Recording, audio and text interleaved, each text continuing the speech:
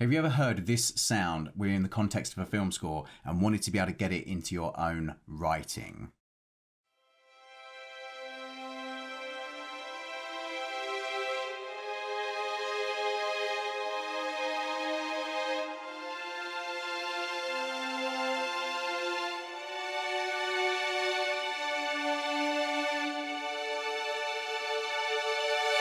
Or maybe the minor equivalent.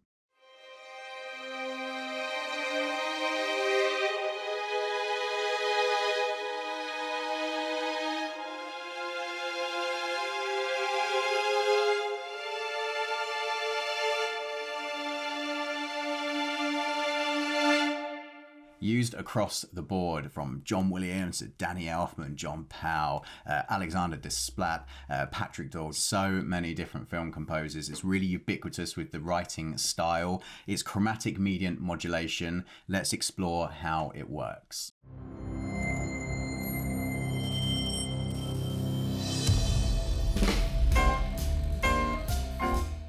Okay, so chromatic mediant modulation is a series of lofty big words to explain what is quite a straightforward process when you actually boil it down. We're going to take two chords that have the same quality to them, so major to major or minor to minor, and we're going to move them a distance of either a major third or a minor third up or down from a root note. So let's say we have C. If we want to move down, we can move down 3 semitones to A, or 4 semitones to A flat,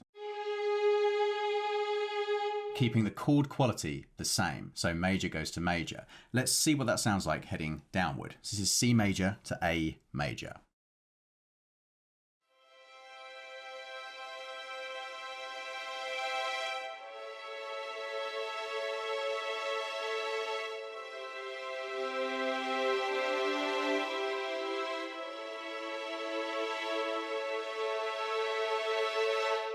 Beautiful. Now to A flat major, so C major to A flat major.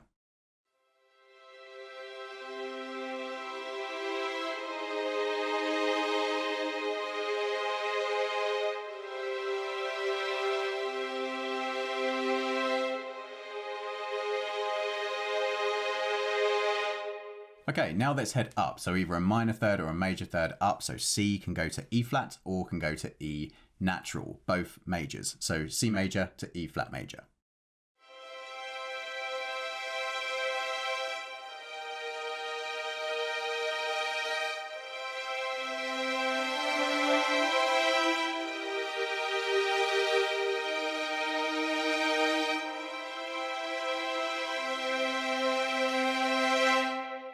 Very powerful. Now to E major, so C major to E major.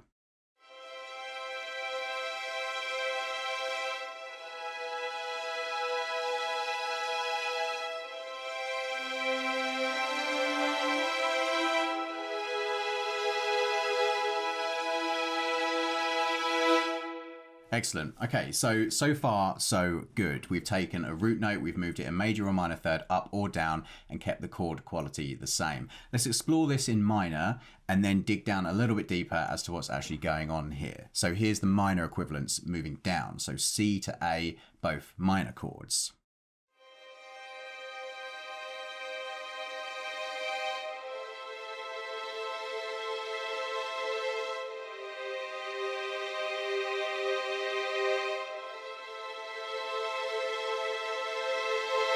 Awesome, really evocative. Now C minor to A flat minor.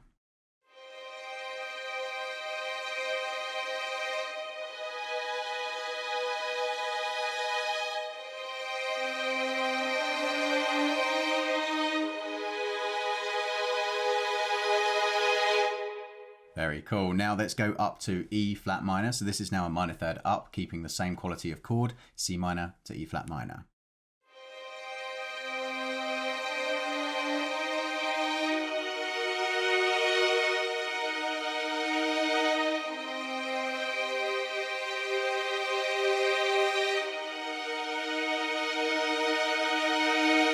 Okay, now E natural.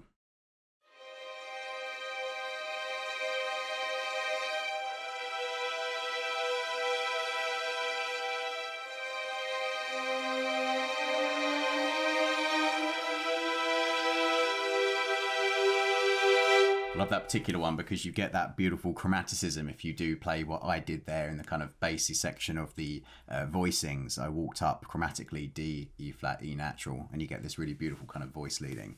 So talking about voice leading, there's an important connection to make between all of these variations, is that when you move from one chord to another, major to major, minor to minor, either a major or a minor third up or down, there is always and only ever one note in common between those chords. And that's really important. Not only is that what's giving us our sense of change, because so much is changing, but there is also one anchoring point that keeps these chords in common and allows your ears to follow you on this journey, whilst it feels very alien and sometimes peculiar, or in the major setting incredibly uplifting and heroic, and we're constantly pushing forward and moving to new ground. There's always something keeping us tethered, and that is a common tone. So let's take a look at C minor and A minor again, and we'll see that C, E flat, G is our C minor, A, C, E is our A minor. Our common tone is the C. So now applying some voice leading techniques where we're going to try to leave a note intact and not change it at all. It will allow us to glue these chords together a little bit better, and without moving in a jarring way between two root position chords like this. Quite Star Warsy, I suppose, we can try to kind of blend that switch a little bit more by perhaps using, in this case, I'll take the G down an octave on the C minor chord, create a second inversion, leaving me to get the A minor root position, where our lowest and highest notes are moving in similar motion, upper tone and upper semitone, from G to A and E flat to E natural, sounding like this.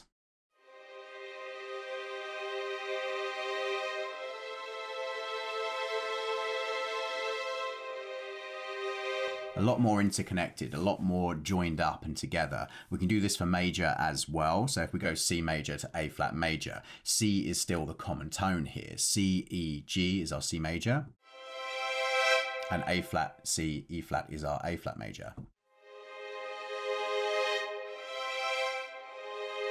Quite a big jarring leap again, but if we apply some voice leading technique here, we're going to see that our upper voices, if I start in a C major root position, we need to get an E flat and an A flat. Well, the E can drop to an E flat, and the G can raise to that A flat, giving us this beautiful contrapuntal line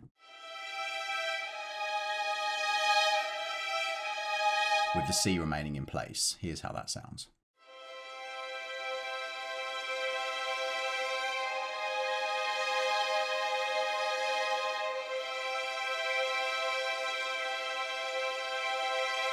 Beautiful. Okay, so that's the voice leading aspect of these chords as well. Now, theory nuts out there will also obviously understand that you can wrap this idea in scale harmony as well. You can make sense of most of these chords from either octatonic scales or Hungarian minor or melodic minor or harmonic minor, and these chords do exist. But thinking in those terms, I think, can sometimes stifle your kind of flow state creativity, because you don't want to be having to think about how many keys you're moving through, as opposed to just moving through this free form kind of chromatic mediant modulation where it could just take you and take you and take you. Because in the context of two chords, like C minor moving to A flat minor, yes, that can be explained in the harmonic minor scale, but then moving from A flat to E minor, and then moving from E minor to C sharp minor, and doing a whole series of chromatic mediants becomes very messy very quickly if we're thinking of it from like a very rigid scalic and key center perspective. So I'm going to move through some keys now, and I'll just keep kind of going. Let's think of this in the context of perhaps in minor, we're setting up a very eerie scene. Nothing's really ever familiar. We're always moving home. We're never really standing still.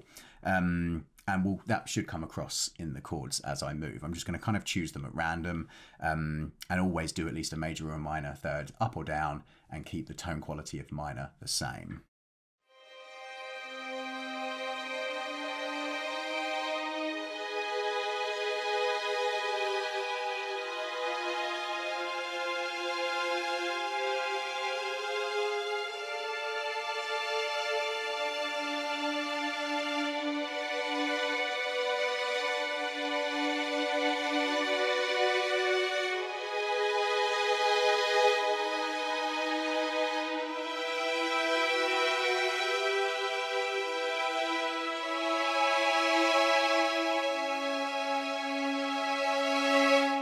So it really gives us an opportunity to take a huge musical journey with never really arriving home.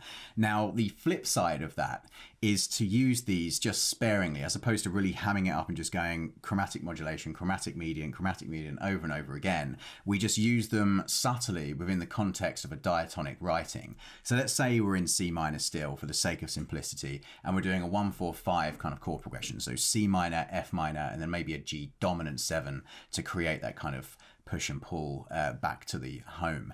And then we'll just throw in a chromatic mediant just briefly. So if the C moves to an A flat minor, and then the A flat minor moves to an F minor, that's 2 chromatic mediant modulations. But landing back on the F also gives us our 4 chord from our original key, which means we're only 1 step away from home again if we take the dominant 5 chord. Let's take a listen to how that works. So using chromatic mediant modulation within the context of just standard diatonic writing, just to juice up the sound a little bit.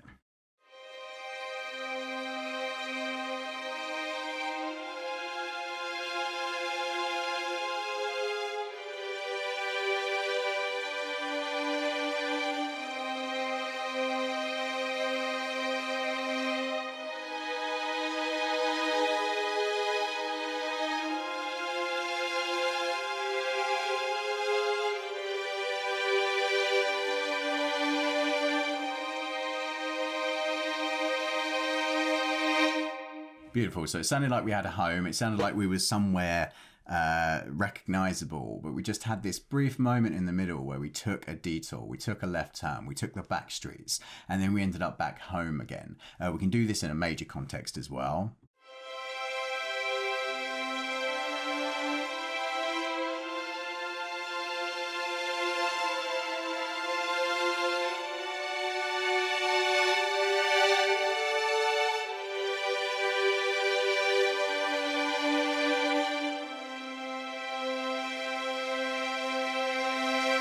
Great. So we used there a chromatic mediant from F major to D major, which effectively turns the original 2 chord of a C major scale from a minor into a major briefly. And it also really lifts us to the G major, which is our natural 5th in C. So it brings us home again. So again, just interspersing a little bit of chromatic mediant modulation just to push us over the line, get a little bit more heroic in this sense, or in the minor sense, a little bit further away from home, to then pull us all the way back to a return. Okay, so that's been chromatic mediant modulation, how you can get it going. The key rules are major goes to major, minor goes to minor, major third up, major third down, minor third up, minor third down, which is 3 semitones or 4 semitones. And you can do it from any note. It's really freeing. It's really fun to explore. So explore it in your own writing. Take a listen to film music with a fresh pair of ears and notice just how often this occurs. Think specifically maybe Lord of the Rings. I mean, it's just everywhere on Lord of the Rings, or a lot of things from John Williams, a lot of things from Danny Elfman, Alexandre Desplat. It's all over that. The Shape of Water, it's in there. Hitchcock. It's just everywhere. Really great technique. Chromatic mediant modulation. Check it out, and I'll see you in the next one. Thanks for watching.